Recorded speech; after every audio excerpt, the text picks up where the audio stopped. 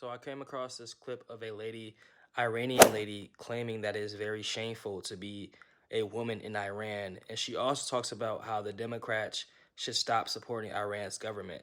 So let's check this clip out. Hello everyone, so this video is for the people who are backing up Iran right now, mostly Democrats, that they are supporting Iran right now. So I want to go over a few rules and laws in Iran about women. Basically it's everything against what Democrats believe. So if you're a woman in Iran, they see you as a half a brain, so you don't have the full brain. If you're a woman in Iran, you have kids and you want to divorce, you only can have that child until 7 years.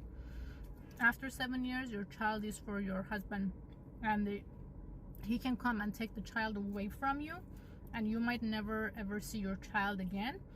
Or if he doesn't want to, he can leave this child with you, and there is nothing that you can do about it. If you're a woman in Iran and you want to divorce your husband, oh, you have to go through hell. But if your husband wants to divorce you, it's super easy for them.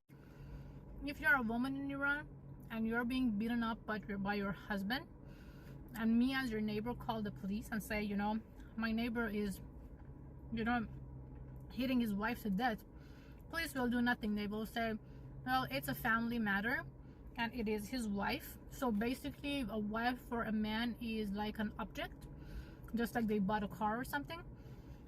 So they will not interfere. And they will say that it's their personal problem, it's not our problem. If you're a woman in Iran and you want to travel out of country, you have to have the approval from your father if you're single, or your brother if you don't have a father. If you're married, you have to have the approval from your husband. So basically your husband has to sign a paper that gives you the permission to leave the country. Freedom of speech, freedom of religion, freedom of choosing your sexuality, forget about it. You want to be a bisexual, you want to be gay, you want to be lesbian in Iran, forget about it. You can be, but there's going to be consequences for that, and you better not be caught. And this was just a very, very small amount of the things that's going on in Iran against women. So next time that any person that lives in Europe and in America and they want to support Iran's government, just think about all this, and shame on you if you do. This video reminds me of the interview I did with my best friend on why he left Islam. And basically, one of the biggest reasons was because the way women were treated like dogs and, not human beings. And that's a huge problem for a lot of people that are in Islam.